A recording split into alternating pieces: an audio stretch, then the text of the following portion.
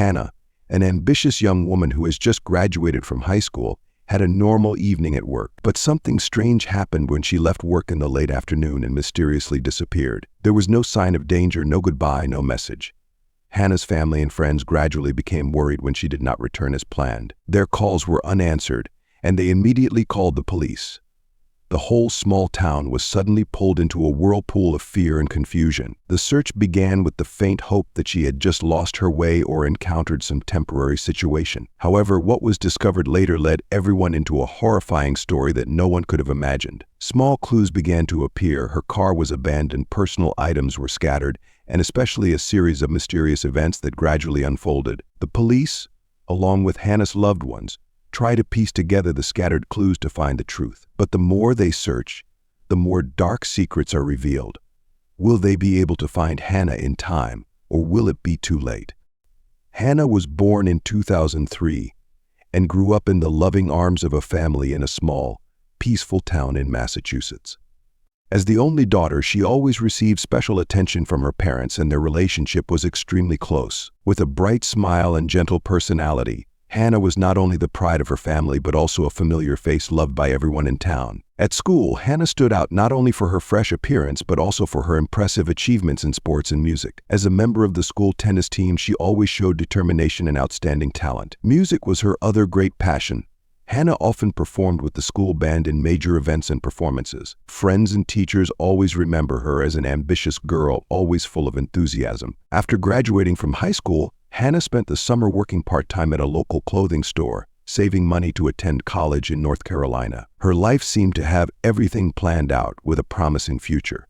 But then, that fateful night turned everything upside down. On July 10th, a seemingly normal day, Hannah finished her shift at the clothing store in the mall late at night. She had planned to meet up with friends right after work, as she usually did to relax and chat. However, something strange happened.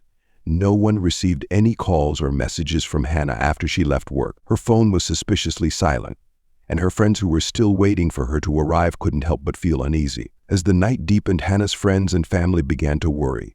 They tried to contact her by phone, text, and even called her landline, but all went unanswered. For a girl who was always careful and had a habit of letting her know in advance if there was a change in plans, this silence became a sign that something was wrong. Her family's instincts told them that something was wrong. Fearing the worst, Hannah's parents immediately contacted the police to begin a search for the young girl, while friends began to scatter around town in the hope of finding some clue as to where she might have gone. The next morning, one of Hannah's close friends happened to see her car parked near a lake where the group of friends often hung out on trace. The sight before him made him shiver. Hannah's car seemed to have been hastily abandoned. Inside the car, her phone, handbag, and laptop were still intact, but there was no trace of Hannah. Though all of her belongings seemed to lie unnaturally quiet, as if she had disappeared without a trace. Friends and family immediately called the police.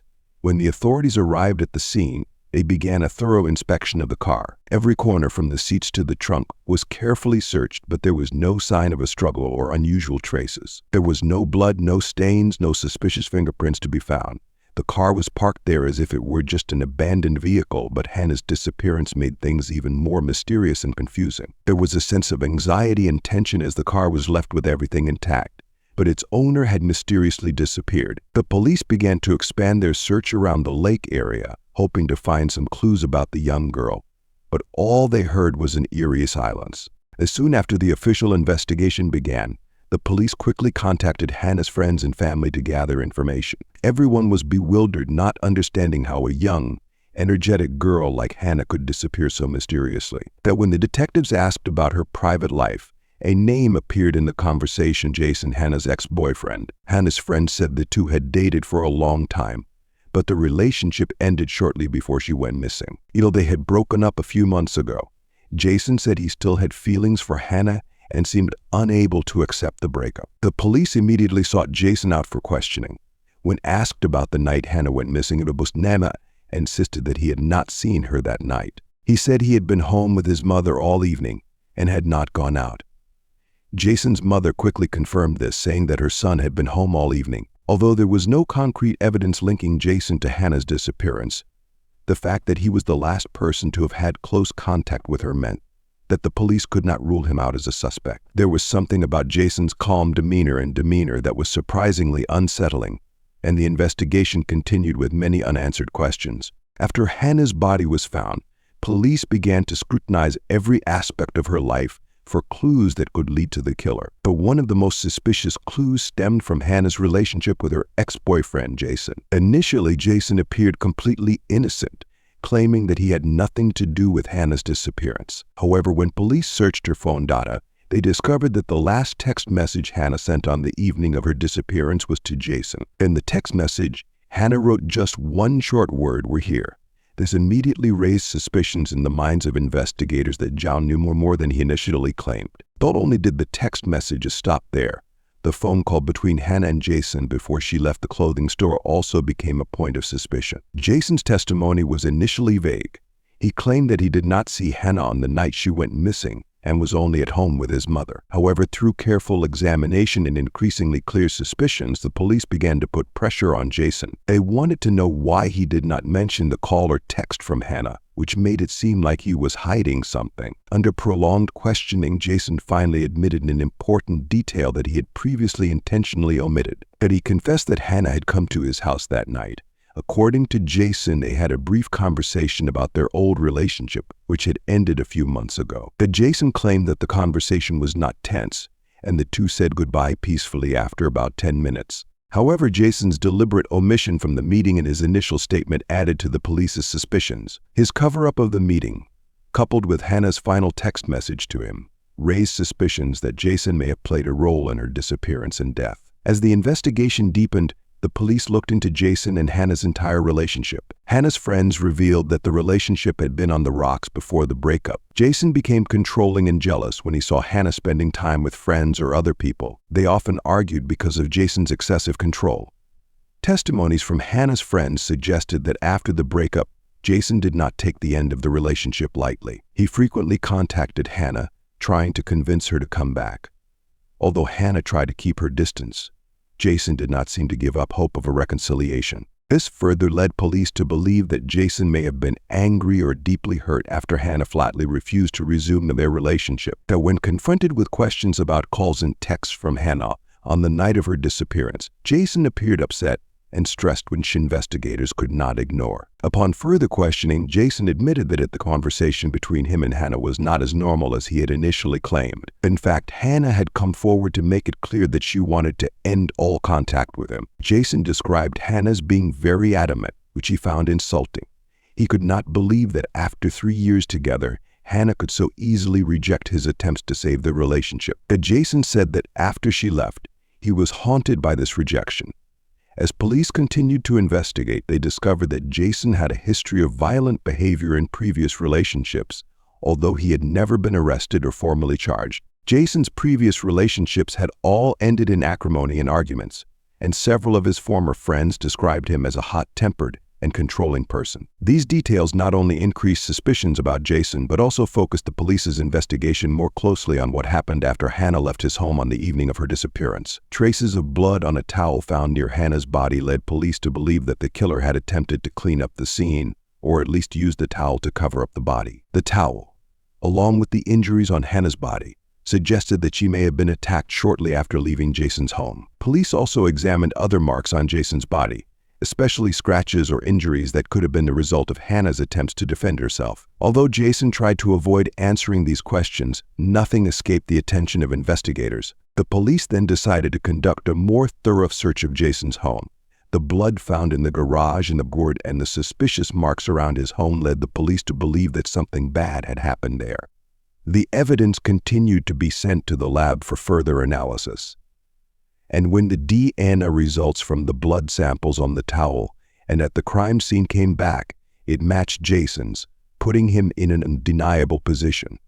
As the evidence piled up, Jason gradually became confused and could no longer maintain his previous statement. However, he continued to deny killing Hannah, claiming that it was all a misunderstanding. But with such concrete clues and evidence, the police decided to arrest Jason on murder charges. The investigation had made Jason the prime suspect, and now it was only a matter of time before the case went to trial. After several days of investigation, the police began to suspect Jason of being involved in Hannah's disappearance and death. Initially, Jason denied seeing Hannah on the night she disappeared, but after further questioning, he was forced to admit that she had come to his house to briefly discuss their relationship. This prompted the police to conduct a more thorough search of Jason's home.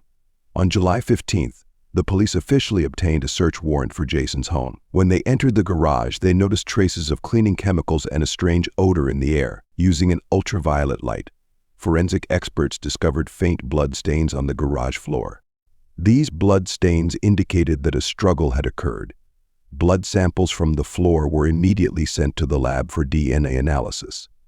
Not stopping there, the police found a bloody jacket hidden deep in the garage, along with a bloody towel. These items were immediately collected and sent for analysis. When they continued to search Jason's bedroom, they found a pair of sneakers with soiled soles and dried blood. These shoes, along with other blood samples in the garage, were sent to the lab. When the DNA results came back, experts confirmed that the blood on the garage floor, on the towel, and on the jacket all belonged to Hannah. This was the biggest breakthrough in the investigation, giving the police enough reason to arrest Jason. On July 18th, the police arrested Jason at his home without any resistance from him. At the police station, Jason was charged with murder. Jason's lawyer immediately stepped in, trying to make the case of mental instability a mitigating factor.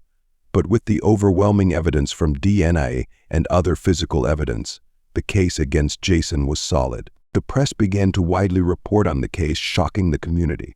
The story of a young woman with a bright future murdered by her ex-boyfriend captured the public's attention. The results of DNA evidence played a decisive role in bringing Jason to justice, and Jason could no longer deny his guilt. So although his lawyer tried to justify his actions, faced with irrefutable evidence, Jason was charged with first-degree murder and faced a long prison sentence. Under pressure from the police and unable to deny the overwhelming evidence, Jason finally faced the truth. After hours of intense questioning, Jason began to waver.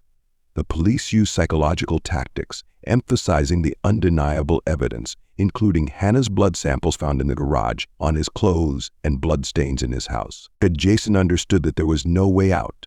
The evidence was against him, and each lie only made the situation worse. Finally, exhausted both physically and mentally, Jason confessed to the entire crime. That he recounted that Hannah had come to his house that night after finishing her shift, as she had agreed to meet him just to talk briefly about their broken relationship. Jason, despite his efforts to appear calm, was haunted deep inside by his failure to win her back. The conversation quickly turned from light to tense when Hannah insisted that she had no intention of getting back together and wanted to move on with her new life. Hannah's steadfast refusal caused Jason to lose control.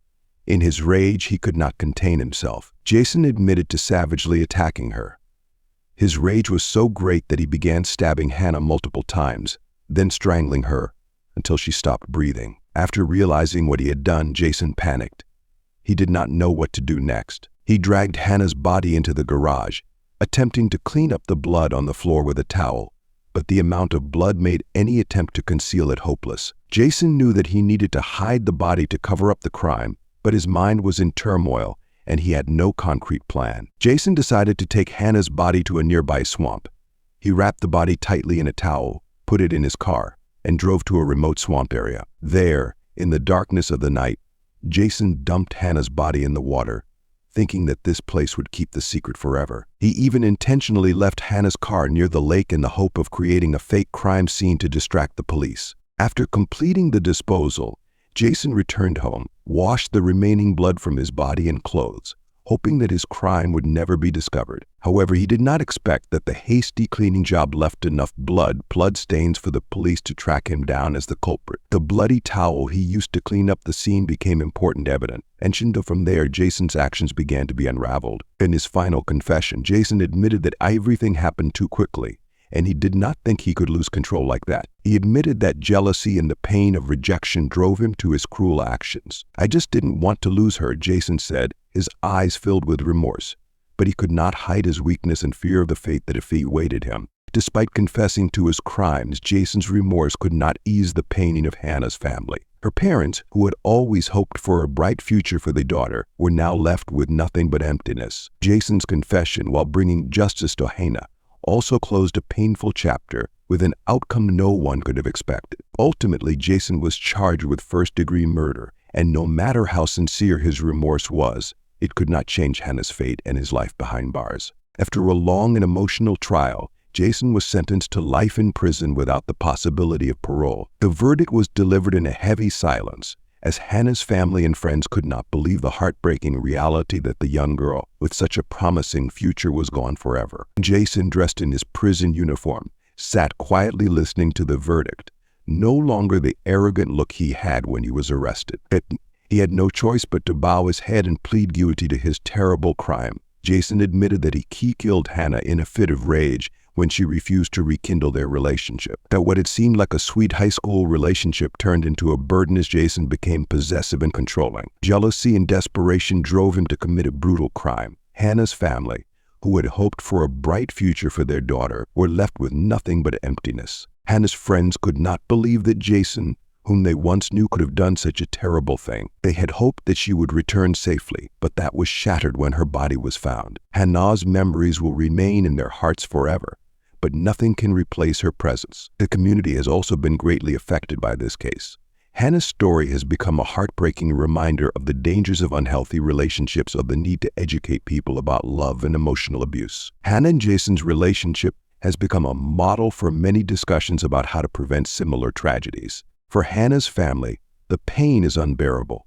Her mother shared that she had not only lost her only daughter, but also lost hope for the family's future. Hannah's dreams of college and a future life were taken away by Jason in a moment of guilt. Her parents decided to set up a charity in her name to help victims of domestic violence and toxic relationships. For Jason, his life now consists of loneliness in prison. Every day is a constant reminder of the horrors he has committed. He has lost not only his future, but also his reputation and the trust of those who loved him. Hannah's death is not only a personal tragedy, but it also raises many questions for society. Her story will forever be a warning about the importance of recognizing and preventing violence in relationships at the first signs. Her death will not be forgotten, and she will always be remembered as a young girl who paid with her life for an unhealthy relationship.